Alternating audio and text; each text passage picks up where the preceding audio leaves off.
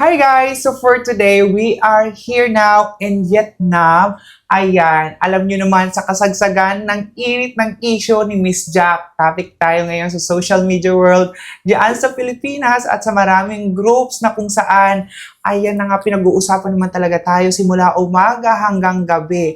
At ngayon, it has come to my awareness and also sa mga friends ko na very, very curious and also mga business partners nating doctors yan sa Philippines na marami nagtatanong sino nga ba talaga ang gumawa ng surgery ni Miss Jack at saan at paano nangyari ang ganitong mga kwento. So today, pakasubaybayan nyo dahil kasama natin ang isa sa mga doktor na nasa team ni Miss Jack at makakausap natin siya. His name is Dr. Fee. How are you, Doctor? Yeah, I'm good. Okay. And together with us today, our patient na galing din sa Philippines na lumipad pa talaga at nagtiwala kay Miss Jack para sa kanyang surgery today. And kasama natin si Miss Gladys. How are you feeling today? Okay.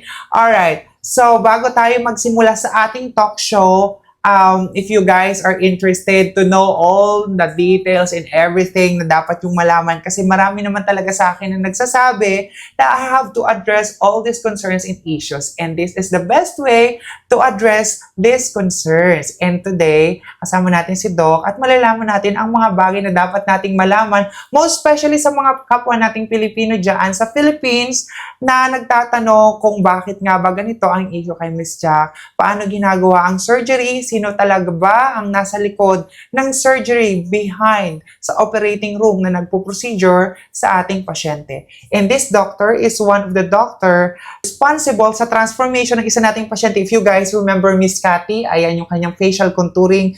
Isa po siya sa pinakauna naming pasyente na ginawan dito sa Vietnam. And for today, ayan, doctor, we will begin. Are you ready? Yeah, I'm ready. Okay. So you guys, please don't forget to share this live for your friends. And ayan, beware ulit tayo bago ko to simulan. Beware po tayo sa mga gumagamit ng before and after photos ni Miss Jack sa mga groups sa Philippines. Ayan, mag-ingat po kayo. Those team are not connected with me and this is the doctor who does the surgery for my patients. Ayan, aabangan niyo ang magiging transformation ni Miss Gladys. Kinakabahan ka ba, Miss Gladys? Hindi naman. Alright. Bago natin tanungin si Doc, kay Miss Gladys muna tayo. Kamustahin ko lang si Miss Gladys kasi lumipad kami kagabi going here sa Vietnam and knowing all the hot issues and topics in the Philippines, Miss Gladys, bakit ka pa rin nagtiwala kay Miss Jack? Kasi, for me, nakita ko na kung ano yung result mo talaga, before and after, saka sobrang bait ni Miss Jack. Talagang a-assist ka niya. Yes. So one of the services, kasi you guys are keep comparing the prices and everything, the experience of the patients. So today malalaman nyo na ang service that we offered for our patient is customized and not just yung kayo ang lilipad nang hindi nyo alam sa country na hindi nyo sigurado kung ano mangyayari sa inyo. The service that I offer for my patients is the service na kailangan we make sure na yung experience ng ating pasyente from the Philippines to Vietnam ay easy at hindi sila kakabahan, hindi sila mawawala dito sa Vietnam or magkakaroon ng any bad experience together with us. And also, I'm here to make sure na bawat gagawin sa ating mga pasyente and together with the doctor na kasama natin ngayon ay maayos. So, Miss Gladys, how did you decide na magpagawa ng ating cheekbone and ating chin and revision ng nose today? Kasi nakita ko yung result mo talagang sobrang ganda ng result na natural looking lang. Yeah, Barbie look. Thank you. How many times mo nang pinagawa yung ilong mo sa Philippines? If you don't mind us asking.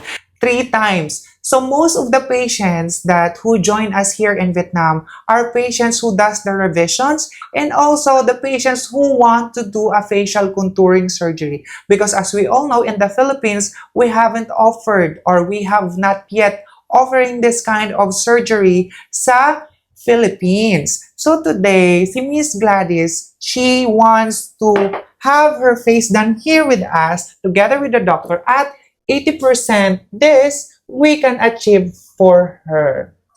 So for other services, we also offer here for liposuction, tummy sculpting, and contouring. We do it here sa hospital ni Doc Fee.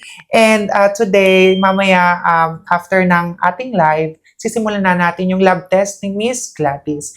Miss Gladys, how's your health? Okay naman. Wala naman akong problema. Wala ka namang problema sa health mo? So, walang ka ba? Anything ngayon? Wala. Grabe. Sobrang excited ako. Nung pumutok yung issue sa Philippines, sa mga group sa Philippines, how did you feel? Kasi si Miss Gladys, she booked her appointment sa akin bago pa mag-boom yung mga issue with the Vietnamese who's using my face for before and after sa mga groups and they're running it sa ads. So, how did you feel about it nung nakita mo yun? For me, hindi ako masyadong naniwala dun sa sinasabi nilang scammer ka. Kasi nakita ko talaga yung before and after mo at alam ko kung sino yung gumawa talaga ng face mo. Okay. Thank you so much. Pagdating naman sa nose, kasi marami nagsasabi na ang doble daw yung singil ni Miss Jack, triple daw ang presyo ni Miss Actually, Jack. almost same din sa Philippines. Much better nga dito kasi may mag-a-assist sa inyo. Hindi kayo kakabahan, hindi kayo maloloko, mabubudol dito. Kasi kahit sa loob ng hospital, kasama niyo si Miss Jack. Yes.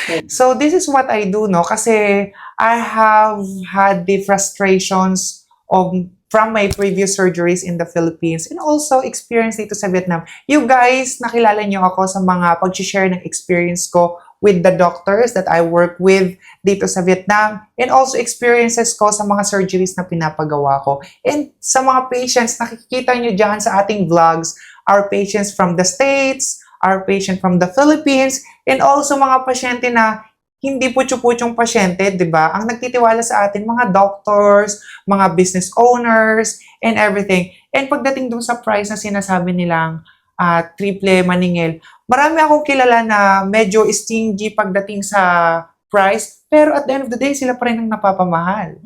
Kasi nakakailang revision. Dito, isang gawa lang. Happy ka na. Yes. So, ayan, mamaya, yung magiging vlog natin for Miss Gladys, ayan, sa kanyang before and after ng surgery na to, ipapakita natin sa inyo. And also, I want to address the sponsor issue. Hindi po ako sponsored. Soon mag-a-announce ako ng ano pwede nating gawin in return doon sa mga ng judge sa atin. Don't worry, I have a very, very special offer and also this will be kind of like a promotion for Dr. Fee. For Dr. Fee and I as partnered sa business and also offering this kind of facial contouring in the Philippines. So, Doctor, how many Filipinos did you had for the facial contouring?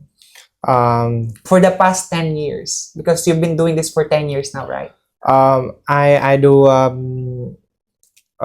for Vietnamese in the Manila. In Okay. Manila. Yeah, I go to Manila one time. One time you went to, And I do a surgery in the Philippines. in the Philippines. Yeah. So, Dr. Fee here has experience in the Philippines. Sinubukan na siyang itry out ng ibang clinic sa Philippines. However, hindi ko na masyadong itatanong why hindi naging successful and also his experience there kasi it's not for me to know, di ba? But I will make sure that the experience of Doc Fee and I and together with our patient, magiging masaya at magiging maayos. And also, we will make sure that those patients who will trust us to do their faces ay magiging maganda at magiging masaya sa result ng kanilang mga surgeries. So for today, Dr. Fee, are you excited operating or doing the surgery for our patient today? Are you excited?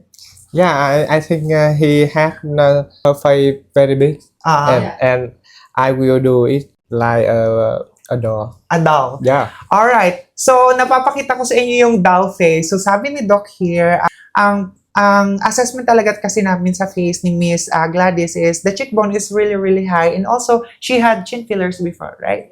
Yeah. Okay. So for patients who doesn't want to do chin fillers every 6 months to 8 months, so you guys can consider doing yung ating facial contouring surgery and we can make the chin augmented na walang implant.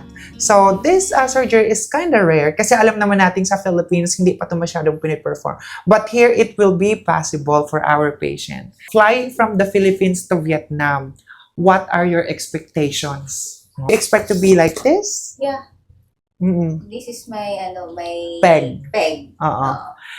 Alam nyo, to begin with, maganda naman na kasi si ma'am. Maganda ka na kasi, di ba? Sabi ko sa'yo, i-inquire ka sa akin, you already look beautiful. Oo. However, parang parehas kasi talaga tayo ng cheekbone. Oo.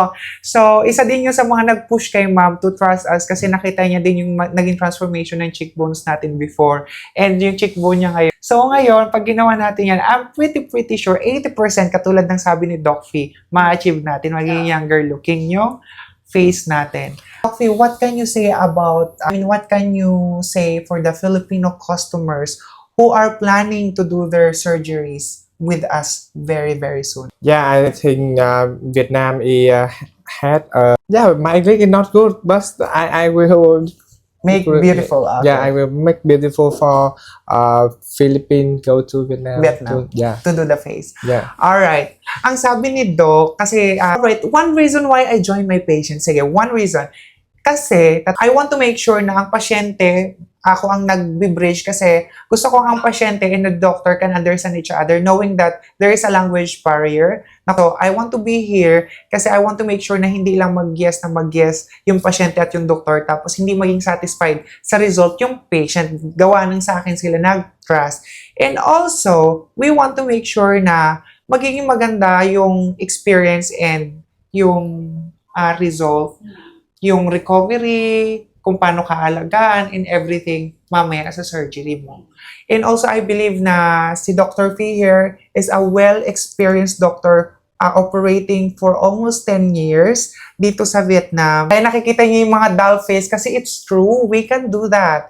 Nakita niyo naman, ako, actually, ina-upload ng mga nag-alleged na ano ko daw, team ko daw sila. Yung ina-upload nilang before and after ko, hindi pa po talaga yun yung before and after ko. Pag nakita niyo yung before and after ko, magugulat po kayo. And soon, we will make a content about that so you guys can see kung ano talaga ang itsura ni Miss Jack before na matagal kong hindi ina-upload pero naunahan tayo. Pero it's okay kasi marami pa kayong aabangan sa atin ngayon. Make sure to please share, like, and also follow na tayo dyan para marami pa kayong aabangan ng mga transformation ng ating mga pasyente dito sa Vietnam and together with our lovely doctors. Ayan.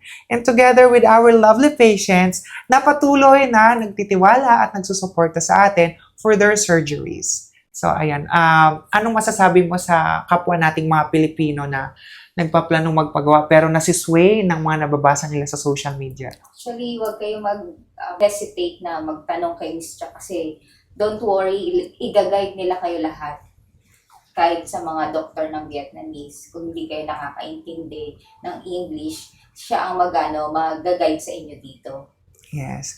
Yung mga Vietnamese po kasi, nakakaintindi sila ng English. However, nahihirapan sila mag-express. So, ako, being present here, I want to make sure na bago mag-proceed yung patient, okay sila. Now, if you're a risk taker, you can fly. Hindi ko naman po sinasabi na wag kayong pumunta na hindi ako kasama. You can actually fly if you're a risk taker. We will respect and support that. However, kung ano po yung magiging result in everything, we will not be responsible and accountable with that. Pero I'm pretty sure na pag dito kayo sa doctor natin, which is Doc Fee, magiging maganda ang result ng inyong surgery. So, ayan, please comment your friends and please hashtag Miss Jack Surgery in Vietnam. Ayan.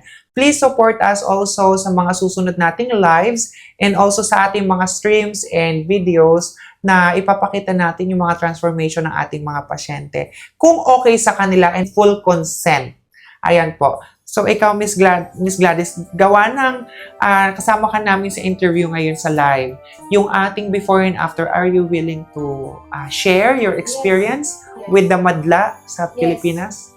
It's okay. Okay. Thank you so much, Miss Gladys. Hindi ko na po masyadong pahabain dahil may mga habangan kayo sa amin.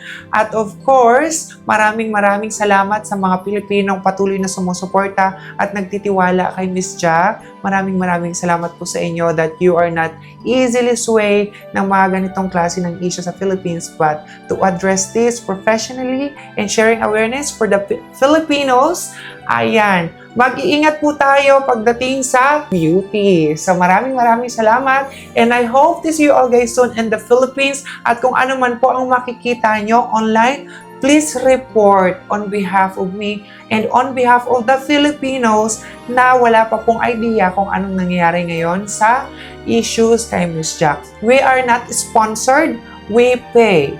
And also, this kind of relationship that we build for our doctors and our patients are good, and we want harmony para sa mas magandang future ng pagpapabeauty natin. Maraming salamat, and we hope to be beautiful soon, and also we hope to see you all guys soon in the Philippines. Maraming salamat, and thank you. Bye-bye! Bye-bye. Thank you!